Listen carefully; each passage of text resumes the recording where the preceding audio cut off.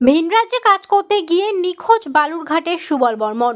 ভিন রাজ্যে কাজ করতে গিয়ে বালুরঘাটের সুবল বর্মন নিখোঁজ হয়েছেন ফেব্রুয়ারি মাসের 11 তারিখ। বালুরঘাটের ফরেস্ট রোড এলাকার বাসিন্দা সুবল বর্মন স্থানীয় একটি ঠিকাদারের সঙ্গে ব্যাঙ্গালোরে গিয়েছিলেন কাজ করতে, আর সেখান থেকে নিখোঁজ হয়ে যান তিনি। পরিবারের অভিযোগ, বালুরঘাট থানায় লিখিত অভিযোগ দায়ের করলেও এখনো পর্যন্ত কোনো ব্যবস্থা নেয়নি পুলিশ। এমনকি অভিযুক্ত ঠিকাদার, তার সঙ্গে যারা কাজে ছিল, কাউকে জিজ্ঞাসাবাদ পর্যন্ত করেনি। দ্রুত বিচার চাইছে তার পরিবার এবং পুলিশ যাতে নিখোঁজ সুবল বর্মনকে খুঁজে আনার ব্যবস্থা করে, সে দাবি করেছে সুবল বর্মনের স্ত্রী ঝরি বর্মন। আমি সাত তারিখে, ইংরেজিতে বলতে পারছি না, আমি 7 তারিখে আমার স্বামী গিয়েছিল বাইরে। তো 11 তারিখে ও পৌঁছে গেছে। 11 তারিখ থেকে উনি নিখোঁজ হয়ে গেছে। ওনাকে এখনও পাওয়া যাচ্ছে না। সঙ্গে আমাদের এখান থেকে 6 জন টোটাল গিয়েছিল। আমার স্বামী ওখানে নিখোঁজ হয়ে গেছে। আর আমার স্বামীর সঙ্গে যে ছিল সে হচ্ছে, ওনার গায়ে কাদা মাটির দাগ, রক্তের দাগ লেগিয়েছিল। ওরাই আমাদেরকে 4 জন ফোন করে বলেছে, আমাদেরকে জানিয়েছে। আমরা তো জানি না। আর আমার স্বামীর কাছে ফোন নাম্বার ছিল না, ফোনটা নষ্ট হয়ে গেছে, ওই জন্য নিয়ে যেতে পারিনি, বাড়িতেই ছিল। ওনার কাছে ফোন ছিল না। ওনার কাঞ্চন পাহান, আমাদের এখানেই বাড়ি। কাঞ্চন পাহান উনি হচ্ছে বলেছে, ওনার বউকে বলেছে, ওনার বউ এসে আমাদের বাড়িতে আমার ননদকে খবর দিয়েছে। আমার ননদ তখন আমি ছিলাম না, আমি দিল্লিতে কাজ করছিলাম, আমার 8 মাস হয়ে গেছে। তো ননদ আমাকে জানিয়েছে, বলছে যে এখানে আমার ভাইকে পাওয়া যাচ্ছে না, আমার স্বামীকে পাওয়া যাচ্ছে না। ওনারা খবর দিয়েছে, তখন ওদের সঙ্গে আমরা যোগাযোগ করলাম। কাঞ্চন পাহানের নাম্বার থেকে আমরা যোগাযোগ করলাম। তো ওনারা তখন আমাদেরকে এই কথা বলল যে হ্যাঁ, আমরা সবাই 11 তারিখে পৌঁছে গেছি। 11 তারিখে পৌঁছার পর আমরা ওখানে সবাই পৌঁছে গেছি, রেস্ট নিয়েছি।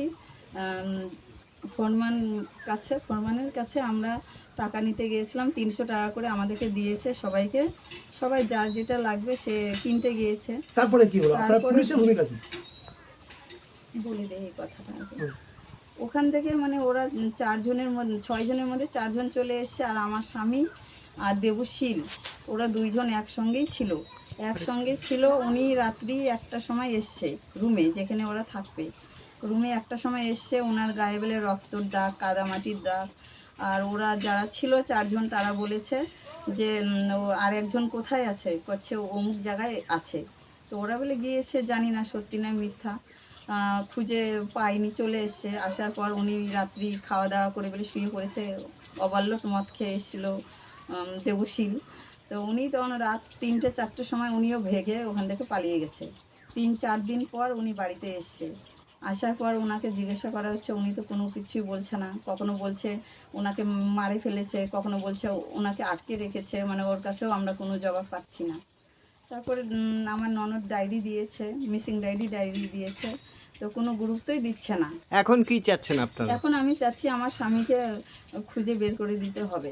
যারা নিয়ে গেছে আমার স্বামীকে কাজে, আমি ওনাদের কাছে আমি বক্তব্য চাই, আমার স্বামীকে ওরা ফিরিয়ে দেবে। থানায় গিয়েছিলেন? থানায় গিয়েছিলাম। কি বলছে?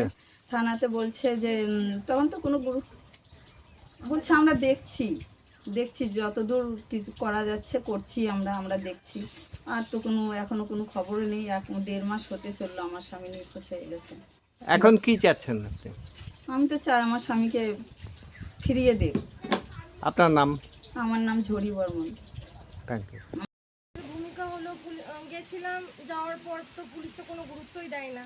মেন কথা, যে যার সঙ্গে ছিল তাকে তো বিশেষ করে ধরবে। তার নামে ডায়েরি না হোক না কেন, ধরবে তো। তার সঙ্গে ছিল, তাকে প্রশ্ন করো, তাকে ধরো, তাকে বলো। না করে আমাদেরই উল্টে বলছে তোমরা ঘুষ খেয়েছো, তোমরা এই করেছো, তোমরা ঠিকাদারের কাছ থেকে টাকা নিয়ে ঘুষ খেয়েছো। এগুলো কি? আমাদের বালুরঘাটে এত কিছু থাকার পর যদি একটা গরিব লোকগুলো যদি এইভাবে যদি কিছু হয়, তাহলে কি হবে? আমরা তাহলে পুলিশ প্রশাসন থাকে, আমাদের কোনো লাভই নেই, আমি যেটা মনে করি।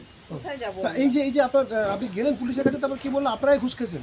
হ্যাঁ, আমাদের বলেছে, আমাদের লোকে বলেছে, আরো আমাকে না বলো, ওদের ফ্যামিলিকে বলেছে। তো ওদের ফ্যামিলিকে এইভাবেই বলেছে যে তোমরা ঘুষ খেয়েছো, তোমরা ঠিকাদারের কাছ থেকে টাকা নিয়েছো, ঘুষ খেয়েছো।